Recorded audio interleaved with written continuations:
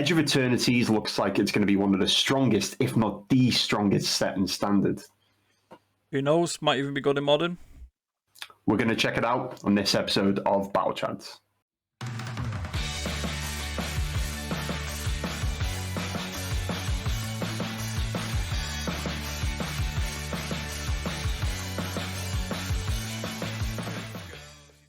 Hello everybody, welcome back to another episode of Battlechads. My name is Dan and I'm joined by one of my amazing co-hosts, Sam. How are we, Sam? Even better now you call me amazing, Dan. How are you doing? I'm good, mate. I'm doing really good. As we said in the intro, we've got a new set coming out in Standard. We have Edge of Eternities coming out very, very soon, literally around the corner by now. And we're here to discuss our 5 cards each. So I've got 5, Sam's got 5 of cards in and around Standard and Modern and maybe Pioneer, but you know.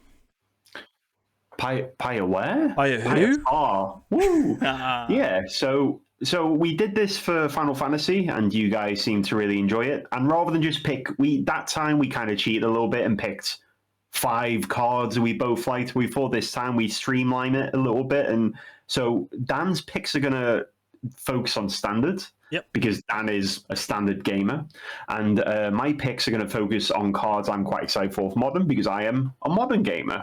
How figured that? That's good. Dan, have they printed a replacement for Manifold Mouse in this set? They've not. I mean, you don't need a replacement for Manifold Mouse. It's you can't replace him. You can't replace him. You need a replacement for the hole that's been left in my heart. That's what you need. Yeah, very, very true. I lost to enough copies of Manifold Mouse. I'm happy it's buried. Maybe in the outer reaches of space. Maybe it was shot Star Trek funeral style into the vacuum of space. Mate, Talking about... It'll be like Pigs in Space. Pigs in Space. I wish I understood what you were referencing. I don't. Talking about what you just said, more of the space theme than the pigs theme. But how did you feel about having a Magic set in space? What did that fill you with confidence or like a bit of nerve? Yeah, so I think we touched on it in last week's episode where we were going over our Modern season recap, where it felt like it would have just been another hat set where we had so like Murders of Karloff Manor. You've got all your favorite Magic people wearing investigator hats and investigating a crime and stuff like that. And then you had Thunder Junction, which was pretty much the same, but everyone was wearing cowboy hats. And then it's like, oh, we're going to space, so you're going to see like Jace Bellerin wearing a space helmet or something like that. Yeah, like we saw in Infinity, Space Bellerin, I think exactly, that's what it's called. Yeah. But it turns out it's literally not that at all. It's very like sci-fi themed, the set. But you've not got your favourite characters just rocking up in an astronaut costume. But just from like looking at the set before we were recording this podcast, it does look incredibly strong. Like it reminds me a lot of Bloomburrow. Originally, when the spoilers were coming out for that set, it did seem a bit underwhelming. And then once you get to play more and more with the cards, then it looks insane.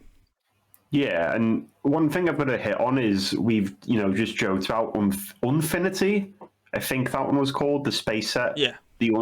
So like my issue was we're gonna get a bunch of recycled Unfinity art, which is inherently a lot more goofy, a lot more silly, a bit wacky, a little sprinkle of wacky on top there, and I was just worried we were gonna get recycled Unfinity art. And one thing I must say is like I had to really reduce my pickings to 5. I've actually picked 6 because it's our podcast, we can do what we want, but the art on this set actually has me like, nice. This is nice art. They've actually really hit the nail on the head with this vibe, and I like that there is, as far as I can recognize, one returning character.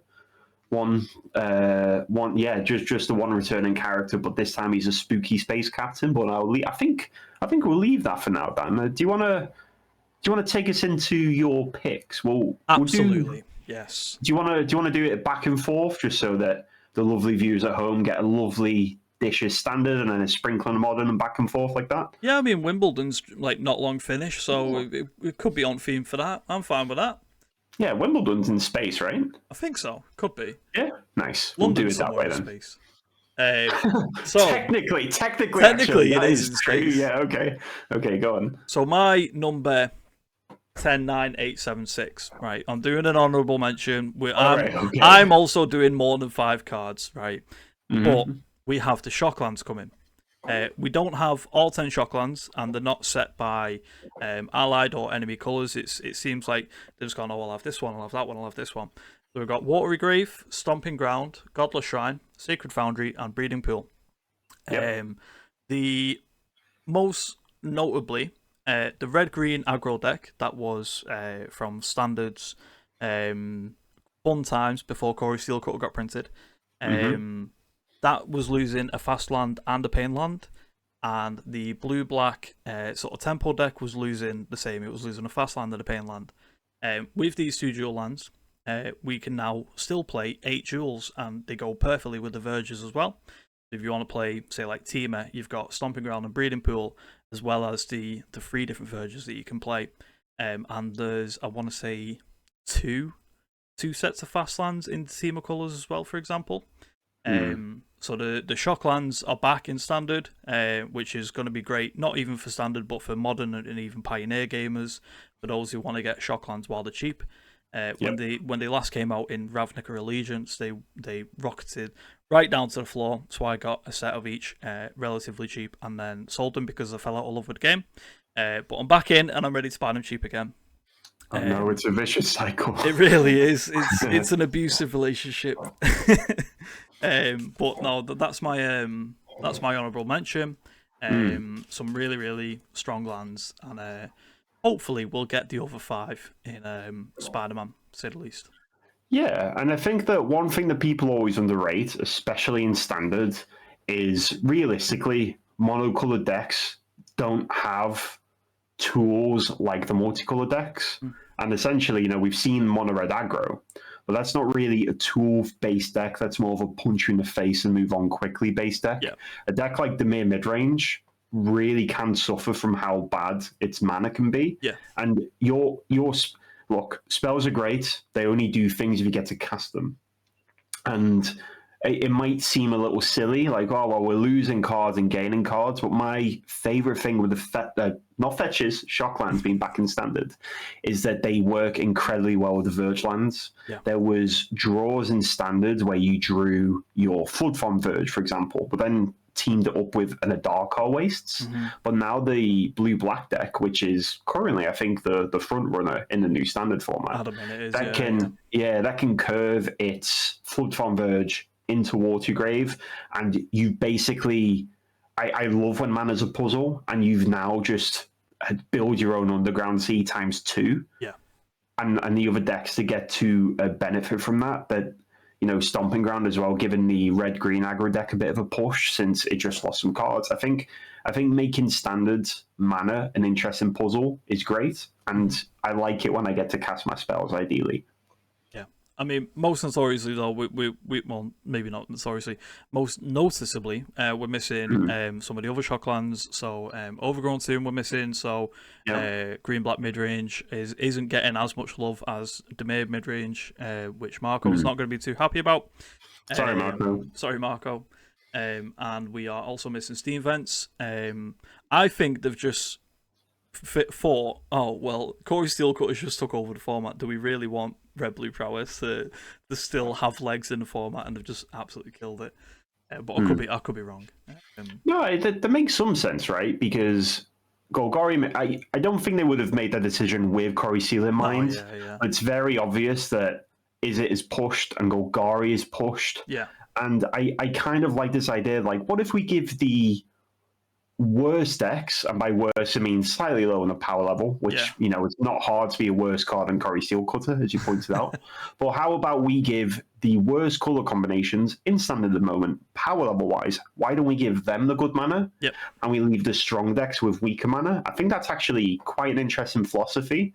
We'll see if it pays off. But they've also been doing this thing where I'm not sure if you remember, Dan, but back in day when we used to play, you used to get a cycle of lands, 5 of them, and then you didn't see the other cycle for 10 years or like 5 years. Yeah. And they did the thing with the Verge, went, here's your Verges, and actually here's the other set immediately. So maybe we will see them in Spider-Man. If they give me an overgrown tomb of like Spider-Man fighting Venom as the art, I mean, that would be so sick. What if each of the missing Shocklands is Spider-Man fighting a member of the Sinister Six in their locale? That'd be... Oh, I should be on the design team. Anyway, sorry. Yeah. I could do the art for that. Yeah, I could do the art for that. Temple Garden, you could have like Sandman fighting Spider-Man. Steam Events, you could have Doc Ock, mate. Yeah, that'd be sick. Yeah. Wow, aren't I smart? Anyway, sorry. So I bragged I picked 6 cards, and actually you've picked 10. Yep. Sorry about that. Okay. I'm going to wrestle that limelight back off you, Dan. So I'm going to steal it and discuss my honourable mention. So this was someone that was actually on my top 5 list, and then you went, no, Sam, this card's rubbish. So this is me defiantly keeping it in the episode. And it's strong in a unique way because it's a unique card. And when we see unique abilities, they typically tend to be played because if that's the only card that does that thing, that usually has a home. Yeah. So my card, or my honourable pick, is Extinguisher Battleship. This has a big mana cost, a big butt, and a lot of big text to go with it, so bear with me. So Extinguisher Battleship is an 8 mana, potentially 10/10, and I say potentially because it's a new card type in the set, spacecrafts. So when Extinguisher Battleship enters, destroy target non-creature permanent, then this spacecraft deals 4 damage to each creature. Symmetrical, your team, my team.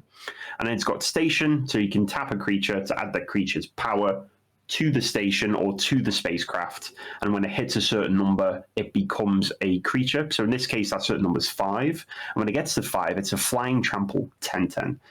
Not as relevant as the rest of the cards. So Sam, you're chatting wham. Why have you picked this card? So the Tron sideboard, or the Karn sideboard that we see in Modern at the moment, has been pretty solved for a while. Because again, unique abilities, for example, Liquid Metal Coating is going to be in every Karn deck forever because that's the only card that does that. What that sideboard's in missing is actually good Wrath. Some lists tease the idea of Oblivion Stone, which we used to see all the time in original Tron, right? Yeah. But Oblivion Stone has this thing where if you set, let's say, I get Liquid Metal Coating with my Karn the first time round. Then the second time round, I get Oblivion Stone. Now, Oblivion Stone isn't actually too efficient as a Wrath because it will hit my Coating, it'll hit my Karn, and it'll hit Tron. Current build of Eldrazi Tron has like loads of little mana pieces like Mind Stones or Talismans sprinkled in. So it's essentially a board wipe for real. Yeah. It really does get rid of the board. What Extinguished Battleship does is it takes out a menacing non-creature permanent on the way down, and then it absolutely shreds the board. And with energy seeing the most play at the moment, it's actually pretty efficient there, and energy always has like random, or just Mon in general always has random sprinklings of non-creature permanents in there. Now, 2 things are awkward on this card. It's 8 mana, not traditional 7. So maybe that makes it a bit clunky.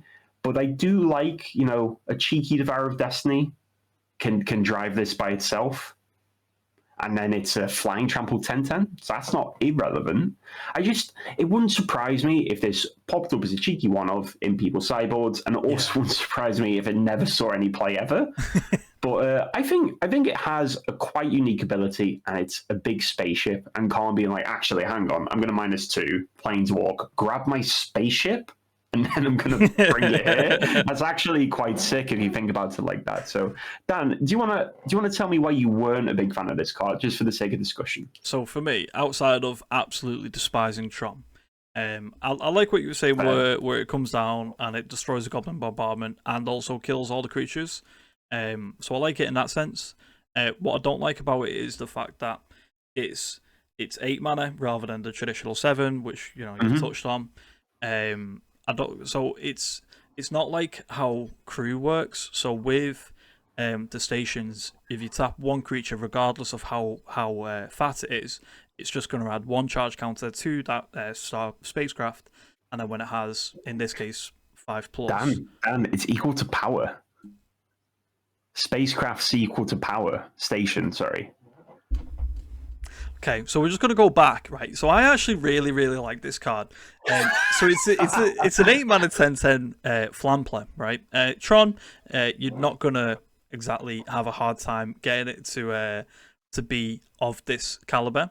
Have we converted you? Have I converted you? Mate, I feel so stupid. I thought it was like one creature was one charge counter, and it just went up and up and up. Oh wow! Right, no. Okay. So if you tap the Vow of Destiny, this creature is online. Yeah. Wow. It's right. Okay. So I'm still not sold on Station as an overall mechanic. I know that a lot of people have been a bit like, this is weird because it has to be done at sorcery speed. If it can be done at instant speed, it's broken. So we can't have that. Yeah. But having it at sorcery speed is like, but I want to use my creatures to block. And like, sometimes it's a bit clunky because like, if I'm doing, for example, if I'm adding 3 station charge counters to this each turn, surely at this point I could have just dealt 9 across, Yeah. So like, it is a bit awkward, but I do like the idea of, for example, the Vow of Destiny is a really good card in Tron. It's actually really good to cast as well, but it kind of does nothing on the battlefield. Yeah. And I like the ability of trying to turn that into something else. But no, Station's power, it's really interesting because that's how I originally read it when I am not giving this mechanic the time of day. And then I reread it. It's quite cool. I like I do like this card, but spacecrafts are going to be like, they are a lot weaker than vehicles, right? You use vehicles as a good example there. They're a lot weaker than vehicles, but they're also different to vehicles. So I'm interested to see how it pans out. Very similar to this card, actually. It wouldn't surprise me if spacecrafts popped up or they never popped up ever. I think it's one or the other. And yeah, to be honest, it's a giant spaceship. Let me have it. Let me have it. Well, to be fair, now that I know how Station actually works, right? I'm a bit more sold on the Station mechanic as a whole. However, the cards in the set, like the Mythic Land cycle, where it needs 12 plus charge counters, just commander cards. I really like those cards, but I think they are potentially much less playable than the spacecrafts. They're called planets, right, rather than spacecrafts. But obviously, the difference is at any point you can abrade my battleship. Yeah. But obviously in standard, Strip Mine is making its way to Arena through to the bonus sheet of this set, but there is no real land destruction in standard. No, yeah. Currently, I think there's Demolition Field. There was some form of Demolition Field of one in Foundations, but that's my honorable mention. I like the card a lot. I hope it sees play. But it kind of has to see play exactly there, and it wouldn't surprise me if it doesn't. Just on it, so the border looks really, really nice, just like the regular border. It's just like, it's almost like it's an actual card border, but it looks full art at the same time. That makes sense. Yeah, so I think this might be wrong, but they kind of remind me of like the Plane Chase cards. A little bit, yeah. Not Plane Chase cards. Arch Enemy cards, the schemes. They kind of have this treatment too, I think. Dan is checking because I've had the audacity to. I think schemes have like this kind of true, not true, full art effect. It's very cool. Oh yeah, I see what you mean. It looks very like translucent, a bit on the border. Yeah, and look. One thing I have to give Watty credit for is, when you open a Planeswalker, if you accidentally see the back card in pack or whatever. Yeah. I love that with like other cards that have unique like enchantments now of Constellation, peak card design. Anyway, sorry, I could talk about spacecraft fighting vehicles for the rest of my life. Dan, how about you take us on to your actual number 5? Yeah, so this is numero quattro. No. Yeah, no. Cinco? Don't know. This is number 5 of my top 5, right? So on my number 5 is Depressurize. Depressurize is a 2-mana instant. Target creature, 2 mana is 1 and a black. Instant target creature gets -3, -0 until end of turn. If that creature's power is 0 or less, then destroy it. So this is on the list because we've got Go for the Throat rotating out. We have Anoint with Affliction rotating out. and both of them two cards are insane. And cut down, right? We're losing cut down too. Going out as well. Yeah. So you have these extremely powerful removal spells going out, which leaves us with cards like Shoot the Sheriff, Fell. So it's very, very what's the word I'm looking for? Something needs to go right for them cards to work. So Shoot the Sheriff doesn't work on a Soulstone Sanctuary, more specifically because it's every creature type. Creature type. Yeah. It's every type of sheriff. Fell is a good card. It's just 2 mana, destroy target creature, but it is sorcery. Oh, that's the Bloomburrow one. Yeah, the Bloomburrow right? one. Yeah. That's a cool card, but it is sorcery. So it's just it gives us another tool in that 2 mana removal slot. Obviously, Anoint with Affliction is a massive loss. Yeah, the card was insane. But it is destroy, so you can still protect your creatures with, indestructible abilities, for example. So that's more so on there just to fill the hole in the mid-range gamer hearts that's been lost with Go for the Throat and Anoint with Affliction. Just another tool on your belt. Yeah, and this card's actually, like, for one, cool design. Yeah. Artwork's pretty cool. I'm going to stop talking about the artwork now because that's going to be most of the podcast at this point. But from a design point of view, what I really like about this, it feels weird to say design philosophy with removal spell, but let's say you go to combat and you try to go for the throat my guy, and then in response, I give my guy indestructible. It feels bad, it's a blowout. Let's say there's some form of pump spell or non-hexproof protection spell. This still does something, and I think that's like important to notice or mention, sorry. So like if you go, I can't think of an indestructible pump spell, but let's say you use one, it's not necessarily a massive trade down here because you still are taking less. There is some combat math here if you have blockers available. I really like this card. It's probably like it's interesting because I remember seeing the Anoint with Affliction for the first time, being like, yeah, whatever, and then it was just a format staple because Standard's really good at using every piece or every corner of its card pool, and it would not surprise me if this pops up. Yeah.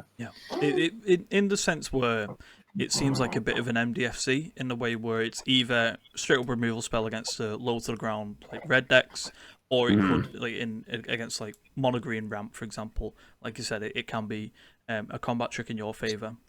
Yeah, that's a good point. Actually, I didn't even think that it doesn't have to be some form of protection spell. It can just be on a bigger creature, buy you a turn. Yeah, that's really cool. Actually, yeah, so, I like that.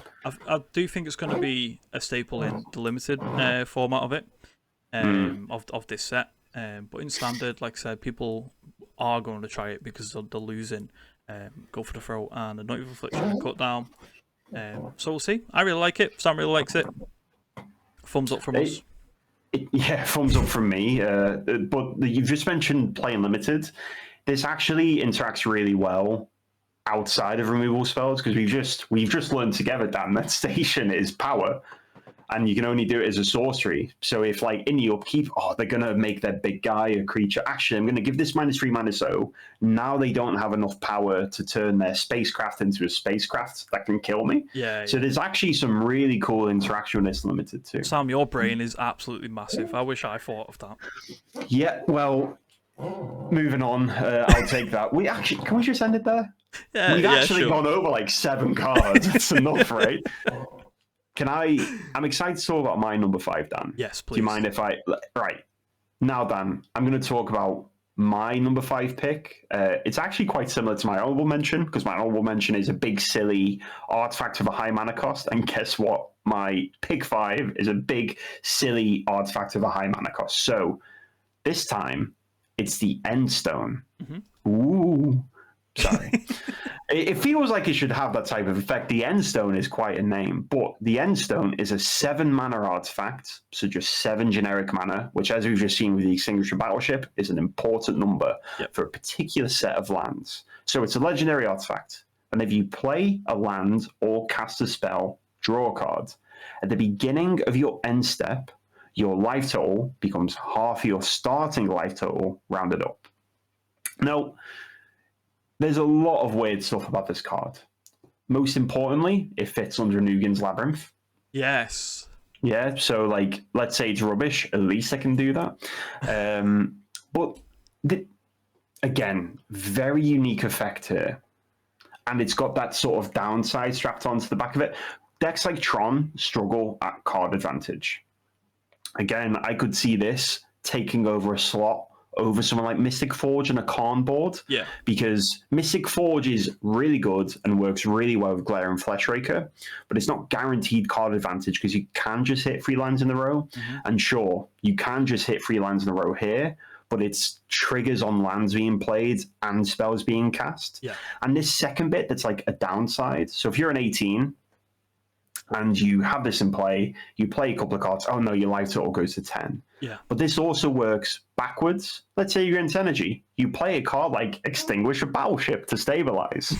Now, when you play the Endstone, you go up to 10. Yeah. So it works on both ends of the scale, ways, which is, yeah. Oh, look, my downside is now a benefit. That's pretty cool. This card is either good or bad. I know Extinguisher Battleship, I said this card's either going to see some play or no play at all, but this card is a little different because I think it's good or it's as bad. Yeah. So, like, that 7 mana, obviously super relevant too, but I don't know. This is, again, a unique card. I think both my picks being for Eldrazi Tron, like, sort of in the back of my head, is quite... shows like that deck is on the verge of being very, very good. Yeah. I think it is good now, by the way, modern players. Hi, Marco. But this card is close, and I do not know how to evaluate it. And interestingly enough, me not being able to evaluate it makes me want to put it on the list just so I can say I told you so if it goes well for me. Dan, what do you think of this one? This is like, by the way, this is a card you are never going to cast. No, this is I'm not never ever casting this. No. But let's say you're playing against us. How do you feel? So it's a weird one. So obviously 7 mana, it's very, very important in that aspect. It's legendary, so you can't, double up your draw a card whenever you play a land. That's a good point. So I missed that. That's quite important. But I mean, a card called the Endstone, you'd expect it to be legendary anyway. I really liked what you had said about the downside eventually can turn to an upside. There's a lot of times where I've played against Tron and I've got them down to like 2 life or something along them lines, and they either play or they just play a Sire 7 deaths, and then I can't win the game because they're gaining 7 life a turn. This feels very much like that, whereas you blow a lot of your resources trying to whittle down Tron or even go in for that one big massive turn. And then they just go back up to 10 life just out of nowhere. So I really like it. I think it's got a bit of contention in the colourless Tron deck. So you've got like Ugin in the 7th slot. You've got like I mentioned, Sire 7 Deaths. You've got a lot of cards that are already in there. And Tron is notorious for having a very, very tight list of its own. Like Tron from years ago, I don't think that the stock 75 changed in about 6 years, and it was just like Tronland, Karn, Oblivion Stone. That was it. And but even when it did change, that's because we got the Eldrazi set like the Battle for Zendikar and stuff. Yeah, but I do think it's going to be very, very interesting to see. Obviously, like you said, you are, in Tron, you do struggle for your card advantage, and this isn't like once a turn. This is anytime you play a land or cast a spell, not even colourless like what Ugin is. So if you play like Green Tron, you could just play what's the 1 mana sorcery where you look at Ancient Sirens, that's one. It's just or Talisman or Mindstone. All of the cheap cards that you play early on in Tron, just play them and just keep on drawing loads and loads of cards. Find your big fat Eldrazi's and play them. To start taking over games. So I really, really like it. It says 7 mana, but in Tron it's basically 3 mana. So I don't know. This one is tough to evaluate. It really is. And like, is it gonna ever push its way into a main deck? Maybe. Is it gonna be present in a sideboard? Maybe. And it's that maybe that interests me. Sometimes sometimes for these like super push standard cards or modern cards that we see, they actually don't find a home because they're so specific. For example, really good example is Psychic Frog. Now, before you throw rocks at me, I know Psychic Frog has a home. Come on, Josh isn't on the podcast this week. Yeah, Why are you bringing up Frog? But that card had a deck built around it because it's so specific. Yeah. And cards we usually get like that are not of the power level of Frog. Yep. So typically, if a card is too pushed in a certain direction, it doesn't actually impact the format. Like, for example, a really good card I can think of is Kodama of the West Tree, or the modified Kodama we had in Neon Dynasty. Yeah. That card's great, but there was just never a home for it because it was so specific. And I think that the Endstone being a maybe dodges that fact, potentially. And I'm excited to see where this one goes. And it's a big egg. I like eggs. It is a big egg. Yeah, it's Easter in space. But no, let's see. It's definitely a card I'm going to lose to pre-release. I'll say that much. Uh-oh. Anyway, You're putting it into the universe now, mate. It's going to happen. The future is set. The present remains uncertain. No, actually, the present is that I'm going to lose to this in pre-release. Or I guess would that count as the future? I don't know. Well, I figured this out, Dan. Take us on to number 4. Let's have a look. That's fine. So my number 4 is Cacophony Scamp Replacement. Funny enough, it's not. It's nowhere near it. I got excited then. So this card is, I'm going to absolutely butcher pronunciation. It is Heimyic Might, which is a 1-mana 1/1 creature might. When this creature becomes tapped, another target creature you control gets +X/+X until end of turn, where X is this creature's power. So, I seen a list. This is what gets me excited by this card. So I seen a list by friend of the podcast, Stanley2099. Hi, Stanley. Hi, Stanley. Where he has took the traditional red-green Leyline of Resonance deck that we've seen in Standard for so many years that I loved so much, where you had turn 2 kills coming out of the wazoo. And he's put something on Twitter with Heimyic Might in this red-green Leyline deck.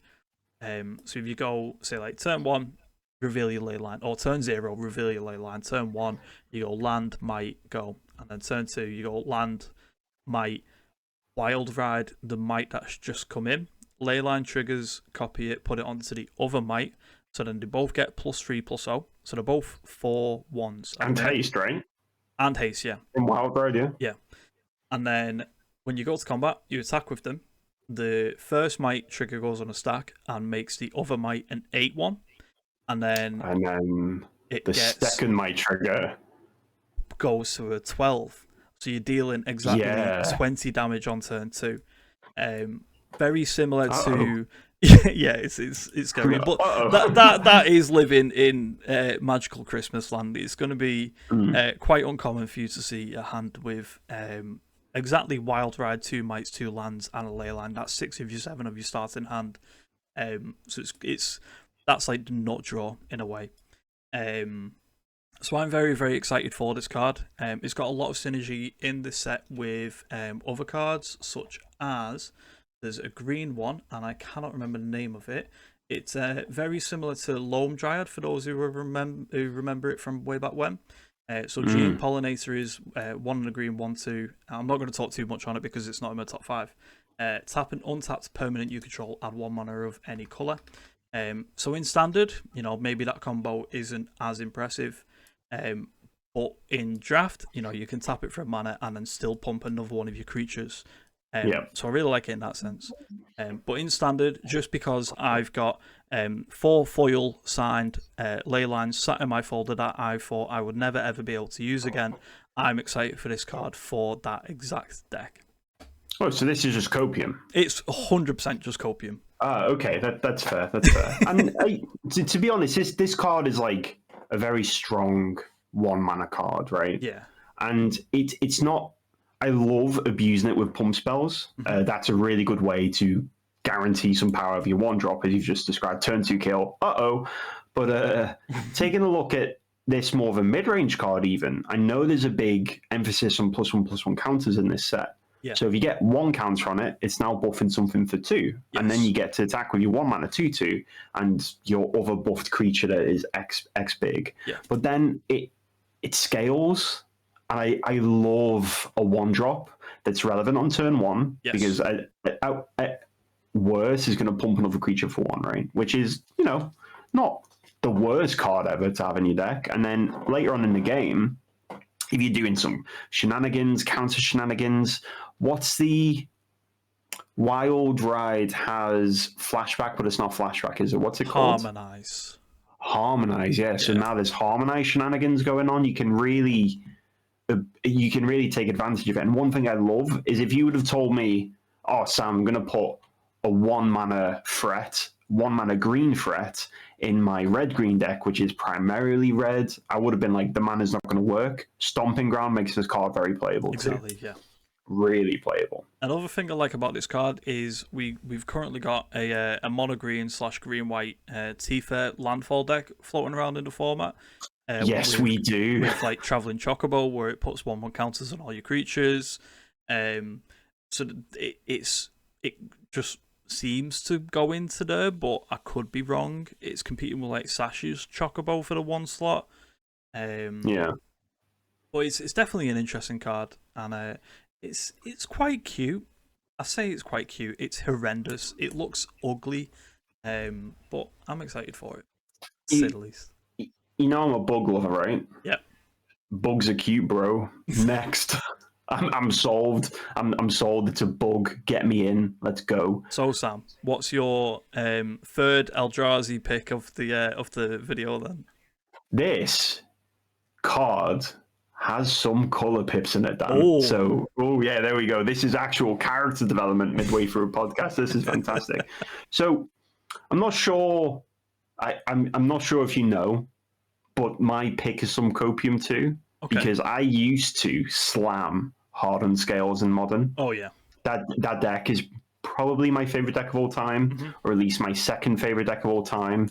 But Hardened Scales used to be I loved the puzzles, I loved figuring it out, and I really loved winning too. That's what I did a lot with that deck. And this card, I saw it and I was like, it doesn't do that, right? This is a little too good.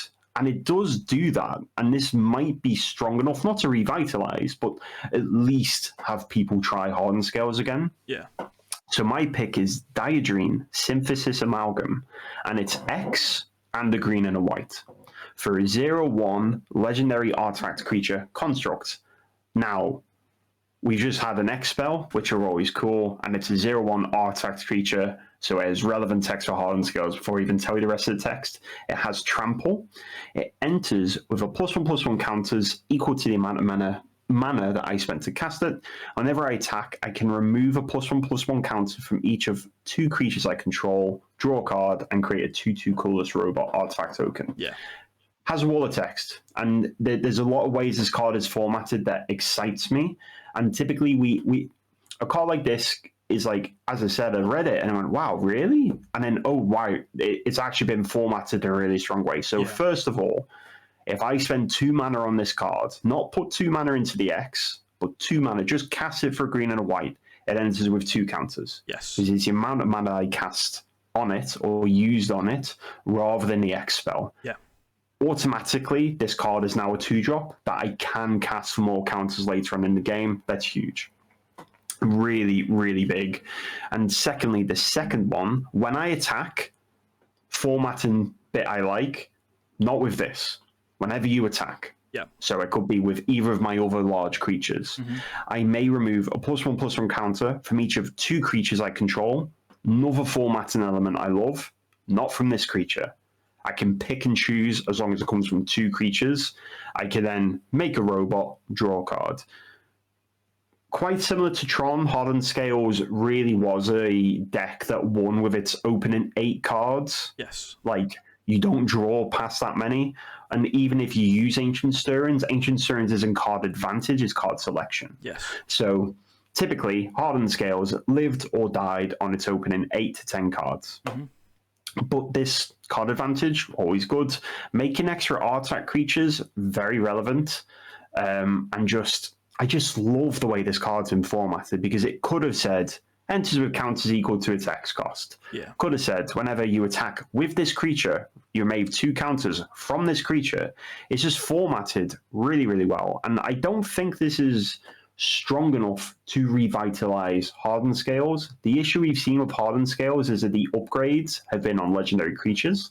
So we saw Sabaz, for example, the bug, another bug from Mon Horizons 2, but it was legendary. So it's hard to put 4 of that card into your deck. Yeah. And Diade is also legendary, so it's going to be hard to put more than 2 copies in. But I do think this is something, and it's definitely worth testing. And so like, turn 1, hardened scales. Turn 2, Diade enters now with 3 counters on it.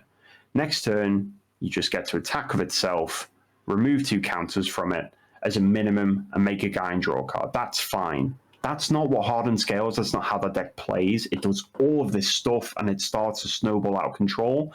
I like this a lot. Yeah, I'm very impressed by this card. When I first seen it spoiled, I sent this over to one of my friends who like yourself, used to play hardened scales religiously. Matt, if you're watching, hello. This card's insane. Like you said, if you go turn 1 hardened scales, turn 2 play this just for 2 mana, then it's a 2 mana 3/4 with trample. Trample is quite important at the minute, I think. So in a world where you've got a lot of Boros energy flying around, and they can make infinite cat tokens, you can just get around it by just trampling over the cats. That's very true. So I'm very, very impressed by this card.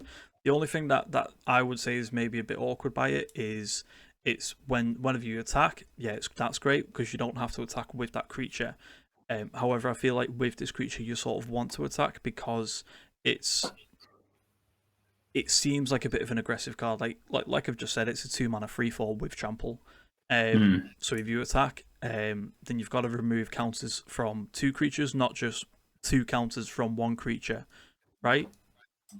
You remove a counter from each of 2 creatures you control, and then you draw your card and make the robot. That's how I'm reading it anyway. Again, it could be like Station, and it could be terribly wrong. I don't know. No, it has to be. You're right. I think it does have to be 2 creatures. It's very, very weirdly worded, this card, but I think it's, if hardened scales does ever come back, I'm hoping that it does because it's a very interesting deck. So it would be good to see. Yeah, I think that there are people who are still committed to that deck, and they must be excited to try it out. Yeah, and if it brings it back into the format, then that's a good thing. So we'll just have to wait and see there, I think. I mean, who knows? We've been uploading 1v1 League content on the battlechads channel. So maybe Sam, our newly founded hardened scales gamer, can run it in a league. Newly founded. I was playing hardened scales about 6 years ago. Yeah, but this is new information to me, mate. Okay. Well, probably not is the answer because I want to play with our number 1 card. Oh. But we'll have to wait and see.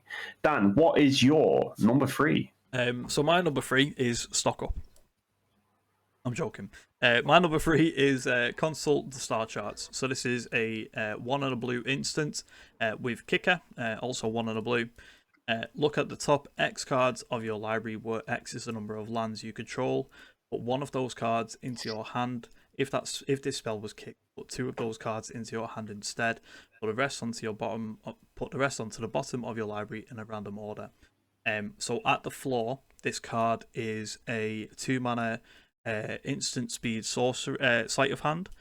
And at its absolute peak, it's an instant speed. It's essentially 4 mana dig through time. That's how it's reading to me.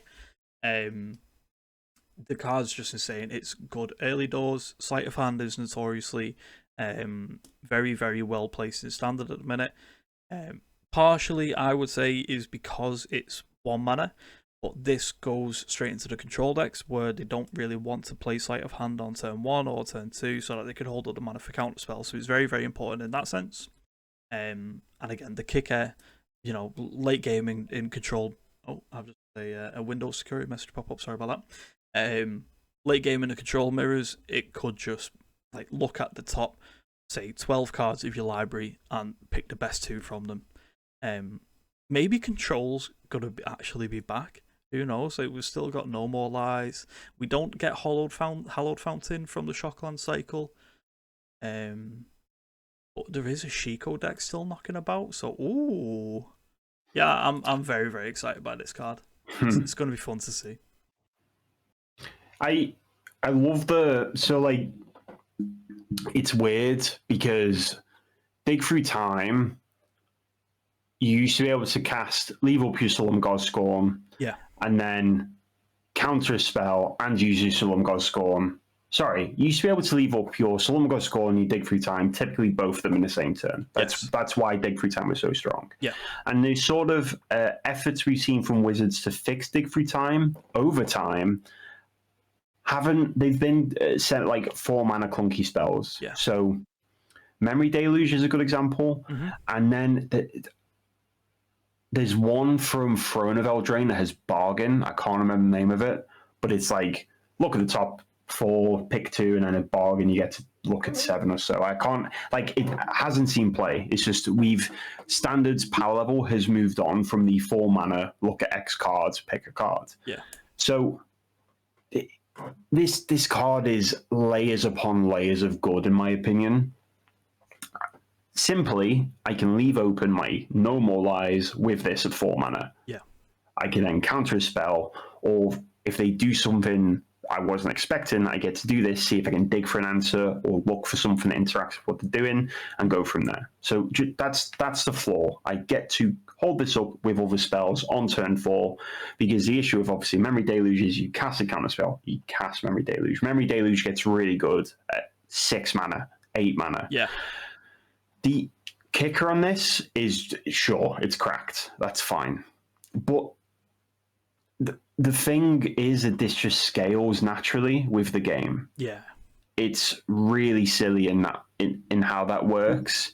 In that, like, just, yeah, this card is actually pretty good. And by pretty good, I mean pretty insane. I think what's scary for me, like you said, it just scales naturally with the game. So cards like Dig Through Time sort of also scale naturally with the game, and the cards that they use to sort of try and fix it, like the 4 mana bargain one, like you had mentioned, is that you sort of need to have other pieces on the board.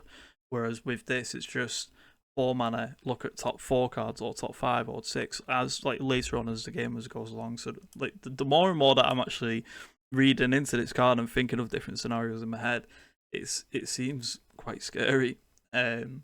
Even then, just playing a Shiko on turn 5 and then flashing back a Consult of the Stars. Yep. Seems good to me. And this is a card, my favourite type of Magic cards are not ones that scale with anything else other than the player's ability to use them. Exactly, yeah. You might, as a newer player to the game or a new player to a deck that this fits, and go, right, 4 mana, I'm going to kick this.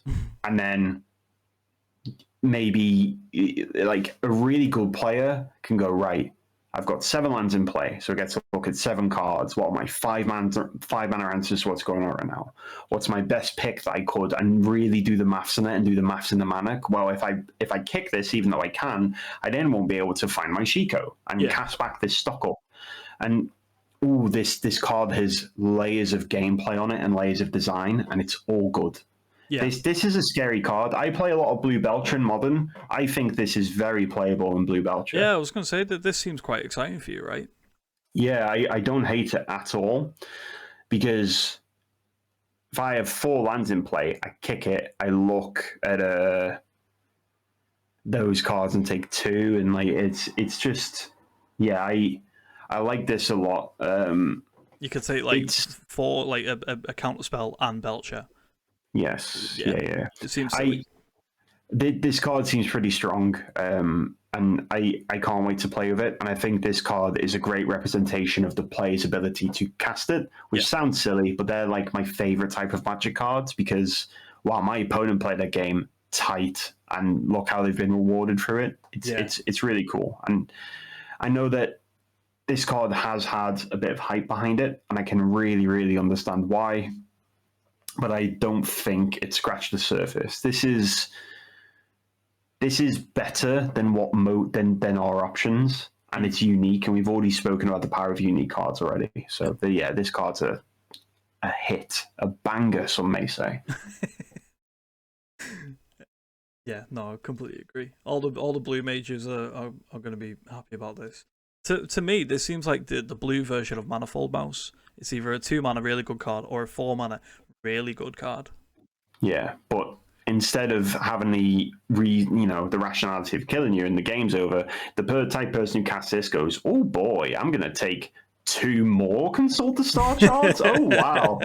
And then the game goes on for another 20 minutes and they inevitably deck out or something like that. Yeah. But no, this card's cool. This card just looks like a card advantage spell. It plays completely differently. And I do like that at its lowest, this is a sleight of hand, which we play. We play this heavily played in standard, yeah, exactly. Yeah, so even if you get a bit mana screwed and you're forced to cast this to look for a land, it's not that bad. I love that the floor of this card is a card that already sees playing standard. Very exactly. Cool. Mate, I really cannot wait to sleeve all of these cards up from Aether Drift in UltraPRO Apex sleeves, which are coincidentally the sponsors of Chad Magic and so on and so forth through many different relationships or sponsorships of battlechads. So thank you very much for sponsoring the team and the podcast. You can check out the Apex sleeve line. I've been using them for God knows how many weeks now, and they are amazing. Chef's kiss. Yeah, and I love. I'm a big fan of art and aesthetic in sets. Typically, your art sleeves are rubbish because they're like the weird glossy thing. But the Apex line is like matte art cards. Yeah, and like. Yeah, I can't wait to sleeve up my deck in some sick space scene from. They've just released the Bob Ross ones as well, which is super cool. They have. Yeah. UltraPRO awesome. There's a reason you know who they are. It is what it is. Thank you very much for the help, the sponsorship, and all these lovely sleeves that we get to use as a benefit of that. Thank you very much. So, Sam, what's your number 3? Yeah, I said before I've just been through number 3, but how could I forget this is my number 3, right? This is your number 3 now, this is my number 3. I'm not being daft. So I put Tesar, Cruel Captain, at number 3 because he costs 3 mana. Wow. Ooh. Well done, Sam. Very cool. So, Tesar, you can't convince me that this card was not designed for Vintage. This card's insane. So, in their most recent banned and restricted announcement for Vintage, they go, Lurrus is obviously a very dominant force. However, I think we'll see some cards that cost more than 2 that will make an impact in Vintage, and they literally put this card on there. So this card, I think, was actually designed for Vintage. Yeah. So why have I picked it as a pick for my modern cards? So, Tesar, Cruel Captain, sick name, is a 3 mana, 4 loyalty, colorless planeswalker, cost 3 generic. He's got that static ability that we now love on planeswalkers. Whenever an artifact you control enters, put a loyalty counter on Tesar. That's a strong start. 0, I can untap an artifact or a creature. If it's an artifact creature, put a counter on it.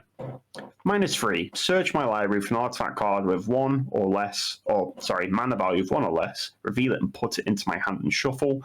And -7, I get an emblem. At the beginning of combat my turn, I put 3+1/+1 counters on target artifact. If it's not a creature, it becomes a 0/0 creature. This card has a lot of text. All of it is pretty scary. Yes. But I like this card for a number of different reasons. Vintage discussion on the side, this is for modern. So there used to be a rule of thumb, right? In when cards got spoiled, 3 mana planeswalkers were the busted ones. Yeah. That was what we assessed planeswalkers from. I remember Liliana Last Hope being just a dominant force because 3 mana was such an efficient rate for a card like that back in the day. Yeah. This is a 1 mana planeswalker. And by 1 mana planeswalker, I mean I get to play this on turn 1. An Ugin's Labyrinth and a Mox Opal, I'm off. And look, that's not going to happen too often, Sam. Probably not too often, but this is a planeswalker I can realistically cast on theme, which is very important on turn 1. Sure, you can probably cast a Liliana of the Veil on turn 1 if you really wanted to in Modern, but I get to start my Ugin's Labyrinth and a Mox Opal start to turn 1 play. It is definitely, consistently a turn 2 planeswalker. Now, the card has some issues in the fact that it doesn't even bother to try and protect itself without that ultimate, but whenever I play my Mox Opal, my Mishra's Bauble, or my Mox Amber, it gets a loyalty counter. Whenever I attack with Tamiyo and make a clue, it gets a loyalty counter. Whenever I buy back my Mishra's Bauble from memory, it gets a loyalty counter. That seems pretty gross. It's also like attack with Tamiyo, make a clue, put loyalty counter from Tesar, 0, untap my 0/3 defender. It's a not. And yeah, it doesn't get the counter because it's not an artifact creature. But this card, it might not even fit in the Emery Mox Tamiyo pile that we've seen. Yeah. But it's definitely a good place to start. The other thing is that Eggs loves this to some extent. And we've seen a Modern deck kind of creep its head up every now and then called Dice Factory, which abuses cards that interact with charge counters to do some silly things. Tesar doesn't have an obvious home, which means it can actually fit in a good couple of decks. It's also that -3 is a one-shot Urza Saga, effectively. I know Urza Saga puts into play, but it's a 1 or 0 mana, so if you get your Mishra's Ball, we just play it and give them another loyalty counter. This card is like pretty hard to evaluate. I like that about it. If you are playing this on turn 2 consistently, Modern is very aggressive, don't get me wrong, but if you go turn 1 Tamiyo, turn 2 this, it's pretty strong. I was going on then about Ugin's Labyrinth, but a Mox Opal, Mox Amber land draw plays us on turn 2, which is like a pretty reasonable draw for that deck to have. Yeah. And I don't know how this card is going to play, and I definitely don't know this card's ceiling, but traditionally, artifact cards that interact with Mox Opal are pretty scary. Yeah. 3-mana Planeswalkers are pretty scary. And just the lack of color restriction here is like just strong. I think this guy is going to make some waves somewhere in Modern, and I really like the fact that it starts on 4 loyalty, right? So even if you play it, 0 it against Boris Energy, they're not killing it on turn 2. No, they're not. Like they can smack it, but then you get to untap of it, and then maybe you get to go fetch a relevant card, a Epiphany Needle for a Johnny, maybe. Yeah. The downside is this is the most consigned to memorable Planeswalker I've ever seen. But sure, this feels like another piece to the wider puzzle of that Mox Opal, Mox Amber deck, or it could just spawn an entirely new deck and go from there. I like this. The artwork's sick. Tezzer's back, so that's a plus. Man looks like he's been lifting weights in the space gym. He's shredded. I'm excited. I'm scared, slightly scared. But yeah, this card's cool. What do you think, Dan? I think it's good. Just that quick. How would a space gym work? Because there's no gravity, so you'd be lifting like 500 kgs, but you're not lifting it. You're just sort of pushing it. I mean, ships have gravity though, right? Yeah, but you could just. Oh yeah, good point. You can't look at my Extinguisher battleship, which I'm gonna say any point I ever get to say. That does not work unless it has gravity. My Devourer of Destiny cannot pilot this station unless a station has a. True. Yeah, all right. Okay. Yeah. Look, this. Yeah. What do you think about this? This card's insane. I think it's going to be borderline busted in sort of like the Tamiyo, Emery, Mox Opal decks. So with Urza Saga is specifically 0 or 1 generic. This is just 1 mana value, 1 or less. So a question I asked somebody ages and ages ago is, can I get Portable Hull with an Urza Saga? And the answer was no. With Tezzeret, you can get Portable Hull. That's a great point. You can float a mana, you can untap your Mox Opal, you can play the Portable Hull. So if you're getting a 1 mana or a 0 mana artifact, you're essentially just Urza Saga, because you're just putting it into your hand and then you're tapping your Mox Opal that you've already used to then just put it back into play anyway. You know what, Dan? That's actually, I didn't consider that. This can grab cards like Esper Sentinel. Yeah, it's insane. Yeah, this can grab blockers. That's actually pretty important. What a spot. It can grab Colossus Hammer. Okay, right, we are cooking. Yeah. Anyway, back onto the Tesar trade. I take my comment about Space Gym away. Tesar can't handle that hammer. He can't carry it. No, easily he could. No? Okay, sorry. No, he couldn't. You physically can't equip it to Tesar.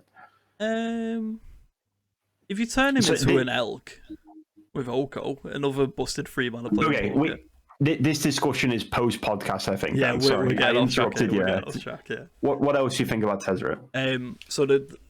So with the Jeskai Ascendancy combo deck that we had Myra on, another friend of the podcast, a few weeks ago, where you can just continuously loop your Mox Opals, you can loop your Mox Ambers, you can loop your Mishra's Bauble, so on and so forth.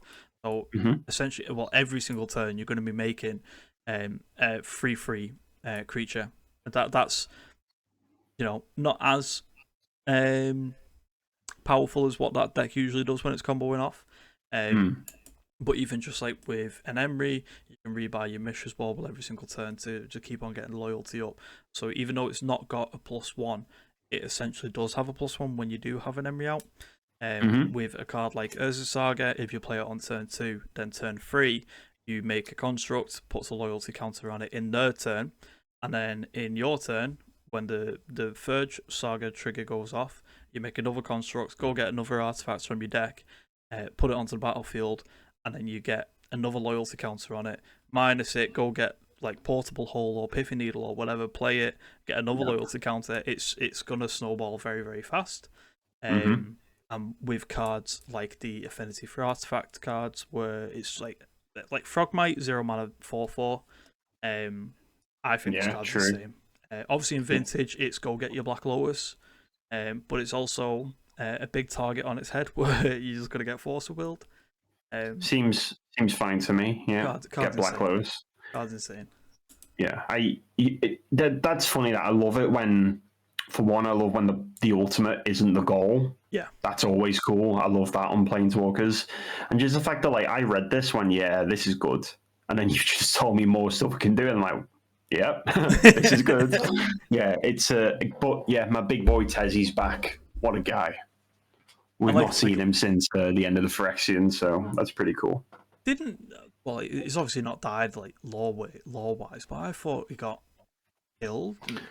No, so Tesar, part of the plan was that Tesar absorbed the Planar Bridge from Kaladesh because it can transport non-living matter, and then that's how they teleported all of the stuff going on when the Amonkhet thing happened. So essentially, when everything went to pot, Tesar went, I don't want to work for you guys anymore, and he literally teleported away. Yeah, and that's probably why he's still a Planeswalker even after all the Spark shenanigans, because he planeswalked to a place that's not actually anywhere. The Edge of Eternities isn't a plane; it's more like a gap, as far as I believe. But yeah, that's welcome back.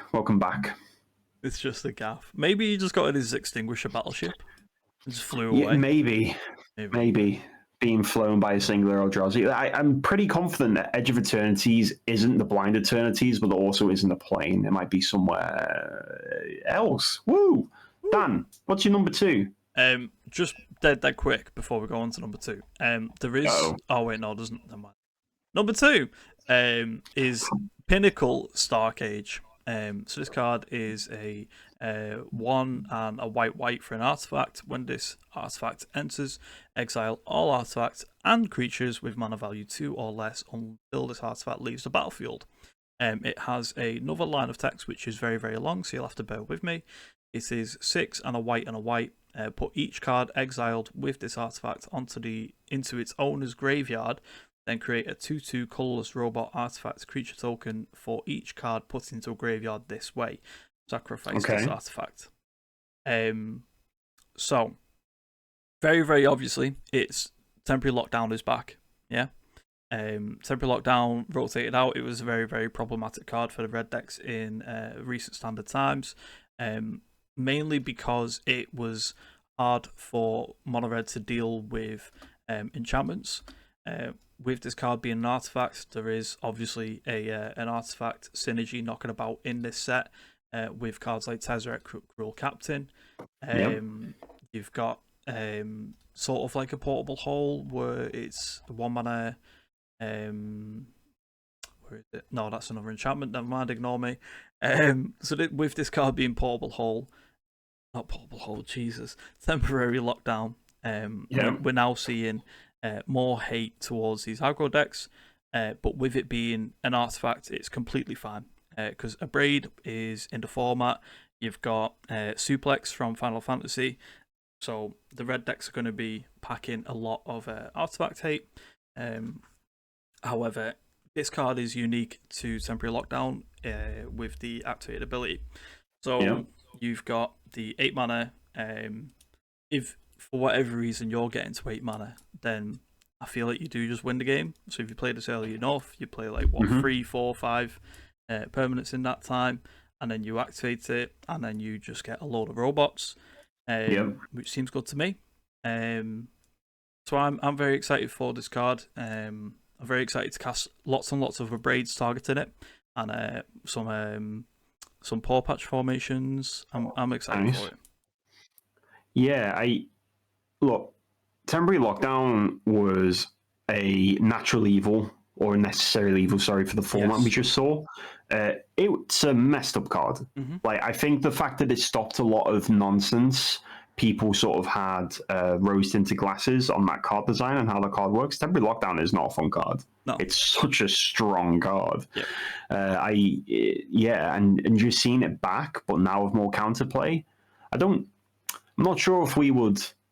It might be a little ignorant to say, oh, this is just going to replace Temporary Lockdown. Maybe a different style of deck wants this, but that this effect has just been proven to be very good. Really good, yeah. And now I'm excited to see what it does second time around. And that just like it's very reminiscent of Ghost Vacuum. That kind of I win the game ability strapped on the edge of it. That kind of comes up, but kind of never comes up, but it still comes up sometimes, and that sometimes wins you the game. And let's go. That's cool. That's cool. So I like this because there's, as I said before, there's already a blue-white artifact deck knocking around in standard. The sort of fun thing about this is that it numbers with Simulacrum Symphysizer. So when this Star Cage enters, then it's going to trigger your Synthesizer, make you a construct, and then the construct's just going to exile. We're going to get exiled by the Star Cage, so that's quite funny. But that I think it's just going to be an auto replace for Temporary Lockdown. It's going to go straight into that blue-white artifacts deck that's knocking about, and there's got a lot of powerful tools coming out of this set. So yeah, I'm looking forward to seeing what people are going to cook with this card. Yep, and the thing you're actually going to cook is your opponent. Yeah. Because this card's pretty strong. Talking about pretty strong cards, Dan, what do you think of this one? So for my number 2, I've got Ice-Till Explorer. So this is another bug, by the way. So that's why it's so high up on my list. Ice-Till Explorer is 2 double green for a 2/4 creature, insect. Woo! I may play an additional land with each of my turns. I may play lands from my graveyard. Whenever a land you control enters, mill a card. If only there was a deck that cared about lands coming into play from the graveyard and cared about playing additional lands every turn. I think that unpopular opinion, Amulet Titan is currently underperforming on Modo.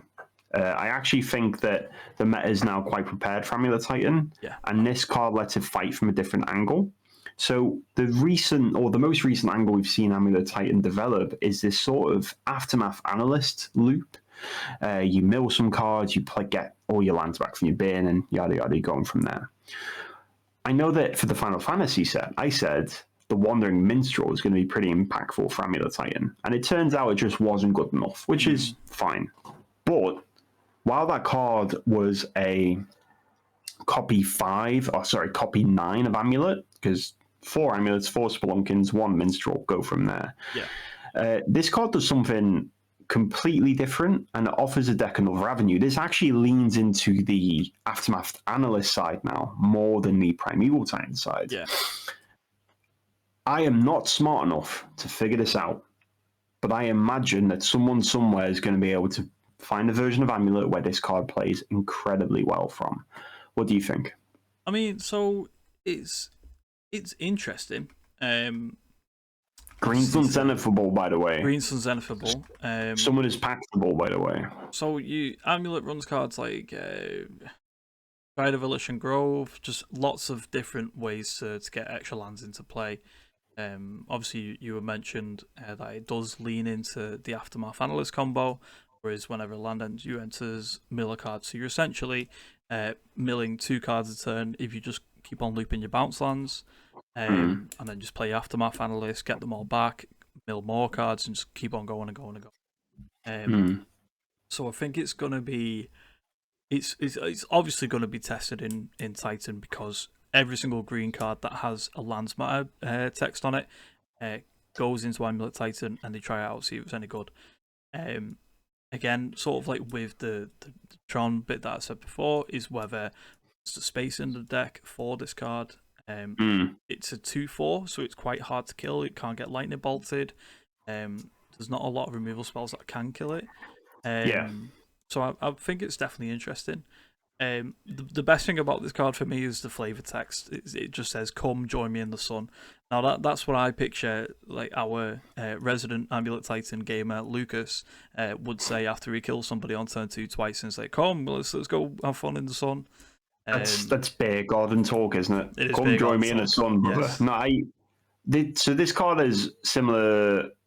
Kind of reminds me a little bit of 6, which Amulet sometimes plays in the ball, but obviously does a little bit of a different thing than 6. Look, it could perhaps see play in Titan.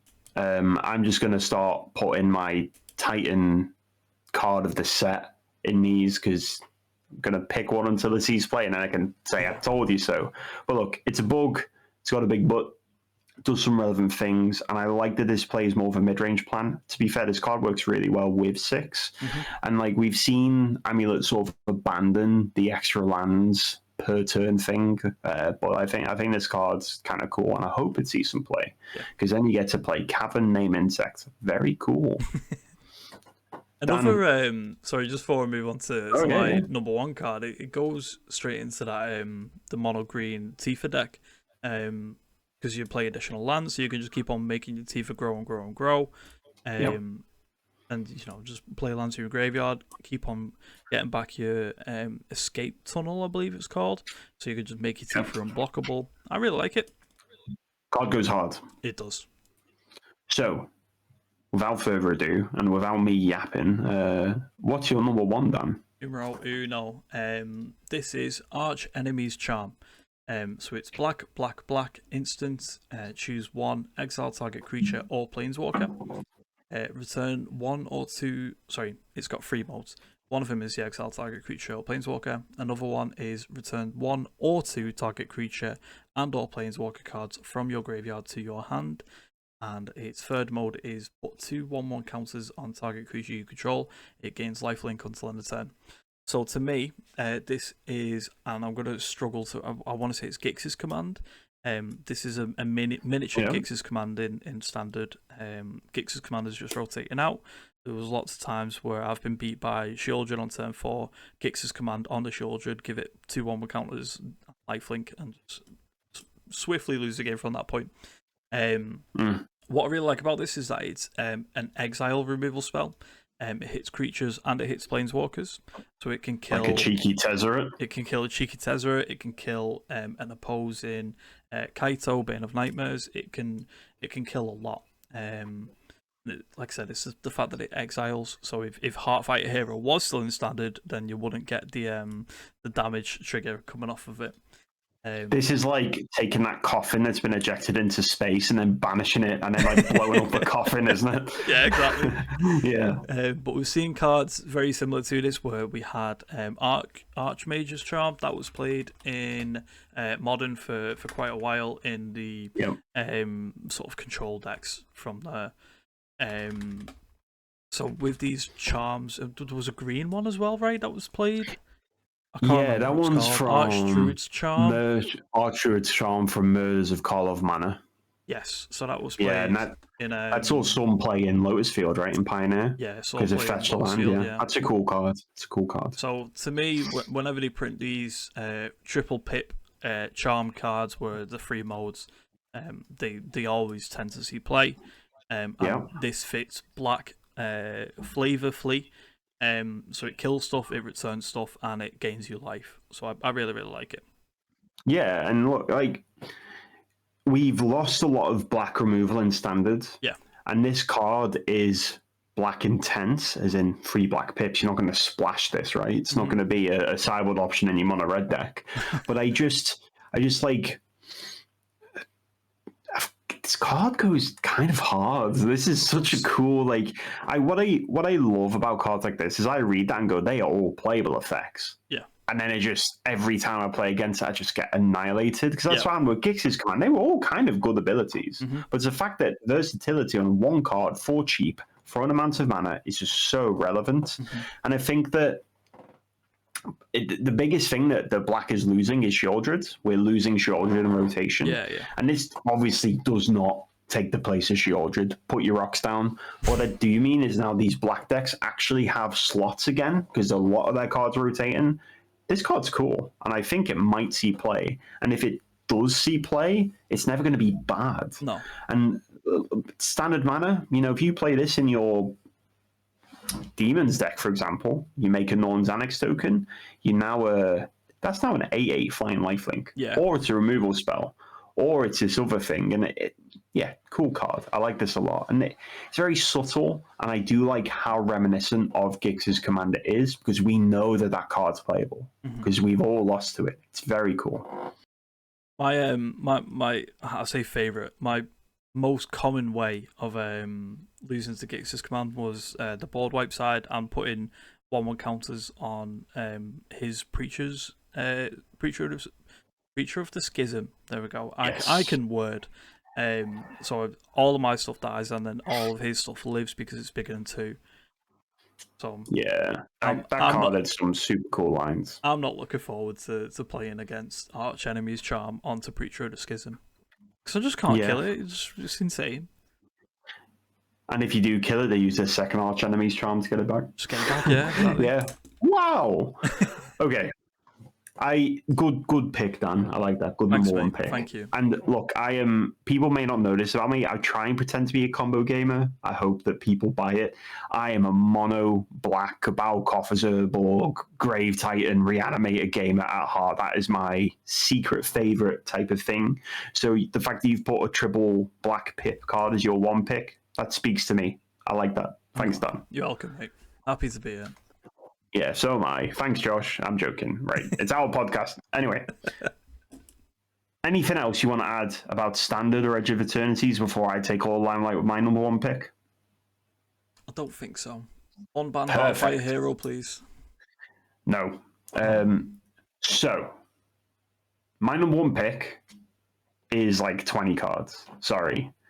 It's technically one card, but it's technically 20 cards, because I have a bit to say. As per usual, Sam the Yapper has entered the chat. So, Quantum Riddler. 3, double blue. Sphinx. Artwork, by the way, just a generic artwork, is absolutely incredible. I love magic art to give me a sense of scale. But flying, when this creature enters, draw a card. As long as you have one or fewer cards in hand, and you will draw cards, draw that many cards +1 instead. And it's got warp for 1 and a blue. So why am I so excited about this card? It's hard to believe it, but we actually have mentioned warp at all. We've not until this point. Yeah, it's a great mechanic. Warp is essentially, you can pay a warp cost on the creature creature comes into play for that cost for that turn, and then at the end of turn, it goes into exile, and you can play it from exile for its regular cost later on in the game. Yes. So why does that have me so excited? Well, when I say my first pick is like 20 cards, Warp is insane. Warp is actually busted. And it wouldn't surprise me if any of the Warp cards see lots and lots of play because they're all abused by the same fact. Yeah. Now, very similar to Evoke, to trigger to leave doesn't just happen. So you can respond to your trigger with a card like Ephemerate or a card like, well, it has to be Ephemerate essentially. Or any other instant speed flicker effect, you get to keep your guy or your card. So there is currently, for the first time in Modern, an Esper Flicker deck kicking around. And what you get to do with a card like Quantum Riddler is turn 2 or turn 3, warp it. Then, with the trigger on the leave stack, I'm going to ephemerate it. Now, rather than Ephemerate Solitude, you're down a white card that you pitch for Solitude, then you're down the Ephemerate, and now you've got a 3-2 in play that's E and 2 creatures, but it's a 3-2. That's really easy to break up with a card like Unholy Heat, Galvanic Blast, Lightning Bolt, that all see in play at the moment. This Sphinx doesn't die to a lot. It's a 5-mana 4/6. Doesn't get Fatal Pushed. Doesn't get bolted, only gets Unholy Heated on Delirium, doesn't get Galvanic Blasted, doesn't get. I guess it's not an outlaw, so it's wearing a sheriff's hat that can get shot. But like this card dodges most removal, other than Solitude, I guess is a fair thing to say. And just think about this as a turn 3. I play Quantum Riddler for 2. I draw a card, and then ephemerate the Quantum Riddler. I draw another card. I have a 4/6 flyer in play that dodges most removal we see. Go. Oh, in my upkeep, I'm going to flicker it again. Draw another card because Ephemerate is rebound. I love the Esper Flicker piles, but I'm not. A lot of them have actually ditched Ephemerate because it's the worst card in your deck because you get blown out. You're playing Flicker Wisp, you're playing Failures, you're playing Solitudes, you're playing Overlords, which doesn't even work that well with Ephemerate, but the fact that this card dodges most removal when you ephemerate it means it's not a blowout. It's even worse with Solitude, right? Because you're down another card because you've pitched a card to it. This card is just fantastic. And look, let's remove the ephemerate. This is a very fair card. You cast it, so it's actually very similar to Overlord of the Bailmerk. It's got 2 mana cheap cost, or you can cast it 5 mana later on. It gets you a card. Yeah. Look, I can't put into words that I'm not even scratching the surface of what this card gets to do. And I usually wouldn't be too excited for a card like this, but we are currently living in a world of Esper Blink. Or, sorry, as well, you can just consign the leave trigger from the Warp. So main deck consign to memories. That seems okay in Modern. Yeah. Like, it's gross, and let's just say you're in a top deck war with your opponent. It's turn 10. You draw this. You now draw 2 cards. You are now winning that game. It's not okay. But this isn't really... Quantum Riddler is the best warp card we have for Modern. But as I've already said, there are plenty of other ones, and if any of them show up, that makes sense. It's gross. And, like, Scam... This card is very reminiscent of a scam card. Yeah. But rather than killing somebody quickly, it is a card advantage engine. It's pretty scary. I've said a lot today that these cards are maybes. I could potentially see somebody trying Tesar it or see somebody trying Diade and Hardened Scales. People are going to play this card as a basic, let's test this for Esper Flicker. Oh, later on, by the way, you then get to Emperor Bones it, comes back with a finality counter if it dies. Then in response to the exile turn, then you ephemerate it. Now you've cheated. It just goes on, and like bringing ephemerate back into these decks and turning it into a piece of card advantage is great. I don't like the ephemerate Solitude stuff. It's pretty weak. Most people recognize that and drop the package. Yeah. I think this brings it back in, and I'm excited to see where we go. What do you think? I really, really like it. Like, so at first look, it's 2 mana, draw a card, or it's 3 mana, draw 3 cards, or it's just saying like we've not even spoken too much on the third line of text, I guess you call it, where if you have one or fewer cards in hand, you would draw one card, draw that many plus one. Yeah, it's just that's flavor text, but it's relevant flavor text. Exactly. Very cool. Yeah. I'm a big fan of this card. The only thing that I don't like about it is that it exiles. So when you cast it for his warp, so I really want to play this in Living End, for example. So I can't cast it for 2 mana, draw a card, and then Living End it back the turn later. That's big sad. I think I've just mentioned scam. I think that's definitely on purpose, so you can't actually scam these effects out with the typical not dead after all style effects, because that would be, because now you've got a set of evoke elementals. Not good luck. So it's a shame that it doesn't work like that, because they would all be busted. But I do appreciate that they don't work like that, to be honest. I'm completely fine that they don't work like that. Yeah, this is fair scam. This card's not going to feel fair when it's on the battlefield. No, it's not. No. And there's loads of other different like warp cards that we've not even touched on. That seem very, very good standard. But obviously we didn't want to just pick the obvious best cards. We've just picked good cards and given our reason as to why we think that these are the 5 best cards in standard and modern respectively. And we always try and do things a little differently in battlechads. I'm not going to regurgitate a pros video on here, the 5 most compared. So you if you watch us and appreciate our content, you probably notice that we do things a little differently. I just couldn't ignore this card. This is probably going to be number 1 on everybody's list. I couldn't ignore it. I'm sorry, I failed you. It is good. I like it. It's very good. So I've read out 10 cards technically.